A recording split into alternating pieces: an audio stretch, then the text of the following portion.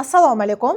Bundan bir hafta oldin biz ortiqcha tana vazni bo'lgan insonlarda qanaqadir muammolar bo'lsa yoki bo'lmasa ularni qiynayotgan savollar haqida murojaat qilib chiqqan edik. Ularni bemalol bizga yo'llashingiz mumkin. Men to'liq javob beraman deb sizlarga murojaat qilgan edim. Mana bir hafta davomida ko'plab savollar bizga kelib tushdi, juda ham ko'p va ularga to'liq, batafsil hammasiga javob berishga harakat qilaman. Ertalab nonushta qilmasam tezroq ozamanmi? Yo'q, albatta. Bu savolga shundoq konkret javob berishim mumkin. Yo'q, bu juda ham xato narsa. Juda ko'pchilik bu narsani to'g'ri deb o'ylaydi. Men nonushta qilmasam, kuniga 2 mahal ovqatlansam, yaxshi vazn tashlayman deb o'ylashadi. Aslida unday emas. Chunki nonushta bu asosiy ovqatlanishimizning eng asosiy bir bo'g'ini hisoblanadi. Biz uni olib tashlasak, juda ko'p narsani yo'qotgan bo'lamiz. Chunki kunning qolgan qismida kiradigan narsalar organizmga to'liq so'rilmaydi. E'tibor bersangiz, sizga qanaqadir vrach vitamin yozsa yoki o'zingiz vitaminlar, minerallar iste'mol qiladigan bo'lsangiz, albatta kunning birinchi qismida yozishadi. Nima uchun? Chunki kunning birinchi qismida hamma vitamin, minerallar zo'r so'riladi organizmga. Kunning ikkinchi qismida, tushlikda yoki kechki ovqatda mineral vitaminlar unchalik so'rilmaydi. Yaxshi so'rilmaganligi uchun biz buni birinchi qismida beramiz. Xuddi shunaqa ovqatimiz tarkibidagi vitaminlar, biz uchun kerak bo'lgan, organizm uchun kerak bo'lgan foydali narsalar hammasi nonushta bilan bizga kiradi. Agar siz nonushta qilmasangiz, kun davomida lanjlik his qilasiz, bo'shashasiz, ish koeffitsietingiz tushib ketadi, kechga bormasdan charchab qolasiz, uyqungiz buziladi va undan tashqari gormonal buzilishlarga ham olib kelishi mumkin.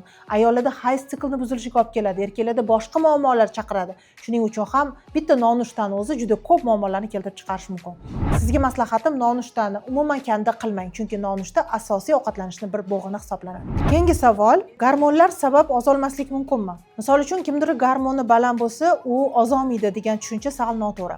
Odatda semirishga gormonlar sabab semirilmaydi. Odam semirgandan keyin uni gormonlari buzila boshlaydi. Ya'ni yaxshi ishlamasligi o'shandagina kelib chiqadi. Oldin ovqatlanish tartibi buziladi, odatlar buziladi, vazn yig'ish boshlanadi, keyin shunga mos ravishda gormonlar buzila boshlaydi. Shuning uchun ham gormon sababli ozolmaslik degan tushuncha sal noto'g'ri. Agar misol uchun gormonlar buzilgan bo'lsa, shu odam to'g'ri ovqatlanishga amal qilsa, to'g'ri ratsion tuzilsa, ovqatlanish qonun-qoidalariga to'liq amal qilsa, hatto yaxshi ozishi mumkin. Gormonlar o'z navbatida joyiga ham tushib ketishi mumkin shuning oqibatida. Shuning uchun ham gormonlar sabab ozolmayapman deyish bu aslida noto'g'ri, lekin ozish jarayonida gormonlar baland bo'lsa, ularni to'g'irlab ketadigan bo'lsak, biri yo'li tezroq natijaga erishamiz. Ya'ni gormonlarni ham to'g'irlab ketamiz, vaqtdan yutamiz, ham ozish jarayonini tezlashtiramiz. Bu taktika to'g'ri hisoblanadi. Keyingi savolimiz, ozish uchun mevalarni cheklash kerakmi? Mevalarni iste'mol qilish odatda bizdagi barcha minerallar, vitaminlarni o'rnini qoplash uchun juda ham muhim. Ozish jarayonida mevalarni cheklash noto'g'ri, lekin ularni to'g'ri joyga qo'yib iste'mol qilish kerak. Mevani qachon iste'mol qilish kerak? Meva har doim desert sifatida emas, esingizda qolsin, ovqatdan keyin to'q qoringa uni desert sifatida iste'mol qilmang. Uni och qoringa iste'mol qilish kerak. Uni qaysidir ovqatingizni yeyishdan oldin iste'mol qilishingiz kerak. Misol uchun, dasturxon ustida meva bilan ovqatingiz turibdi va yonida salat turgan bo'lsa, siz oldin ovqat tanovul qilib salat bilan ketidan meva iste'mol qilmang. Bu noto'g'ri hisoblanadi. Oldin och qoringa mevani iste'mol qiling, ketidan ovqat bilan salat iste'mol qilsangiz, bu to'g'ri hisoblanadi. Shunda sizda hech qanaqa ortiqcha vaznda muammo bo'lmaydi va mevalar sizga hech qanaqa xavf tug'dirmaydi. Qachonki mevalar noto'g'ri yeyishni boshlasakkina, shunda mevalar bizga qarshi ishlashni boshlaydi. Mevalarni ratsiondan olib tashlash noto'g'ri. Faqat ularni to'g'ri joyga qo'yib iste'mol qilish kerak. Keyingisi, kuniga bir mahal ovqatlanish foydalimi deb so'rashibdi. Kuniga bir mahal ovqatlanish odatda ko'pchilik o'ylaydi, detoksikatsiya bo'ladi, organizm toza bo'ladi, chiska bo'ladi, men tozalayapman organizmimni shlaklardan va natijada ozaman deb o'ylashadi. Aslida bu organizm uchun stress hisoblanadi. Miya uchun, boshqa to'qimalar uchun bu stress hisoblanadi. Bir marta oziqlangandan keyin miya och qolgandek trevoga qiladi, ya'ni ochlik hissini u yuqori darajada namoyon qiladi. Natijada siz o'sha bir mahalingizda 3 mahal yeydigan ovqatingizdan ko'p narsa yeb qo'yishingiz mumkin. Shuning uchun tavsiya qilmayman bir mahal ovqatlanish. 3 mahal ovqatlanish organizm shunga bioritm sifatida moslashgan. O'sha 3 mahal ovqatlanish vaqtida bo'lish kerak va tamaddilar bo'lmasa, bu nur ustiga a'lo nur. Masha bilan 3 mahal ovqatlanish bilan normal ozish mumkin. Faqat ovqatning kaloriyasi sifatiga e'tibor bergan holda. Bir mahal ovqatlanib ko'p kaloriya yeb qo'ygandan ko'ra 3 mahal ovqat yeb normal kaloriyada vazn tashlash mumkin. Keyingi savolimiz, stress tufayli semirish mumkinmi? Albatta semirish mumkin. Qanaqa qilib? Stressni o'zi yoki bo'lmasa chiqayotgan kortizol stress gormoni yoki bo'lmasa boshqa bir gormonlar to'g'ridan-to'g'ri semirtirmaydi. U faqatgina kofaktor sifatida borib ishtahani qo'zg'atadi. Va ishtaha qo'zg'algandan keyin stress paytida o'z navbatida ishtaha ochilib ketib qoladi. Ko'pchilikdan eshitgan bo'lsanglar kerak, o'zingizda ham balki sinagandirsizlar, kimdir bilan urushsanglar, jahlingiz chiqsa, o'tirib shokolad yeyishingiz mumkin yoki kofe ichishingiz mumkin yoki bitta shirinlikni, katta pirojnoyni yeb qo'yishingiz mumkin. Jahl ustida yeb qo'ydim-da, shuni maza qildim deyshadi. Aslida bu o'sha jahldan chiqish uchun, boshqa qilish uchun, gormonni ozgina pasaytirish uchun deb o'ylashadi. Lekin gormon to'g'ridan-to'g'ri pasaymaydi bu holatda. Faqatgina oshqozonda to'qlik hissi bo'lgandan keyin, to'ygandan keyin butun organizm vnimaniyasi, diqqati oshqozonga qaratilgandan keyin miya ozgina xoli bo'ladi o'sha stress holatidan.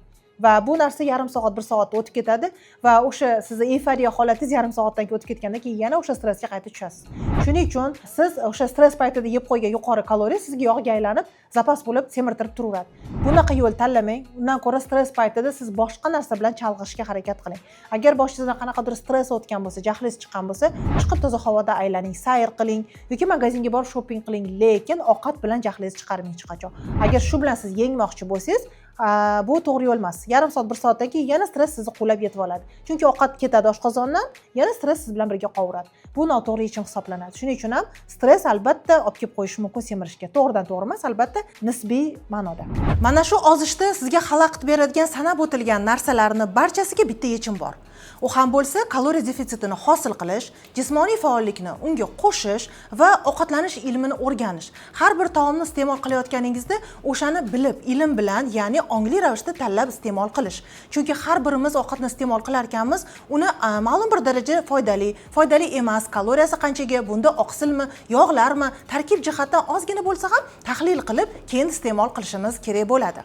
Sizdagi barcha muammolarni eshitdim va ularga yagona yechim bu Fitway mahsuloti deb bilaman va ularni sizga tavsiya qilaman. Fitway mahsuloti boks ko'rinishida ishlab chiqarilgan bo'lib, 4 ta komponentdan iborat va organizmga 4 tomonlama yondashadi va sizni ortiqcha tana vazningizga 4 tomonlama kurashadi. Bunda eng avvalambor detoksikatsiya, ya'ni organizm tozalanadi. Undan so'ng organizm tozalanish jarayonida o'zidagi har xil zaharli toksinlarni yo'qotadi va o'z navbatida shlaklar va sizda yillar davomida to'planayotgan qanaqadir moddalar, keraksiz bo'lgan mahsulotlar organizmdan chiqib ketadi va keyingi etapga o'tadi. Keyingi etapda sizda organizm tozalandi, endi ortiqcha yog'lar ishlab, ya'ni parchalanib boshlaydi va parchalanish jarayonida sizni zaxira sifatida to'planib yotgan yog'laringiz yaxshi eriydi. Natijada siz vazn yo'qotasiz, hajmdan kichrayasiz va keyingi natijaga, ya'ni detoksikatsiya bo'ldi, yog'lar eridi. Endi organizm qanday bosqichga o'tadi?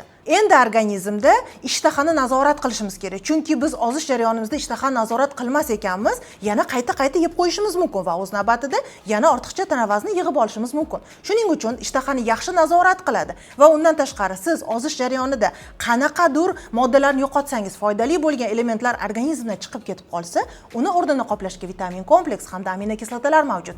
Demak, organizmga 4 tomonlama yondashib, uni mahkam quchoqlab, yaxshilab organizmni ozdirib beradigan, sog'lom ravishda ozdirib beradigan mahsulot bu Fitway kompleksi hisoblanadi. Yuqoridagi savollarga javob berib borganim kabi, kurs davomida o'zim ozish ilmini sizlarga o'rgatib boraman. Bugungi savollarimiz shu bilan yakunlandi. Agar sizga qiziq bo'lgan bo'lsa, bizning kanalimizga obuna bo'ling, bizni kuzatishda davom eting. Agar sizda ham qanaqadir savollar bo'lsa yoki takliflar bo'lsa, sizni izohlarda kutib qolamiz. Biz sizning savollaringiz va takliflaringiz asosida keyingi videolarimizni tayyorlaymiz va ularga batafsil javoblar berib boramiz.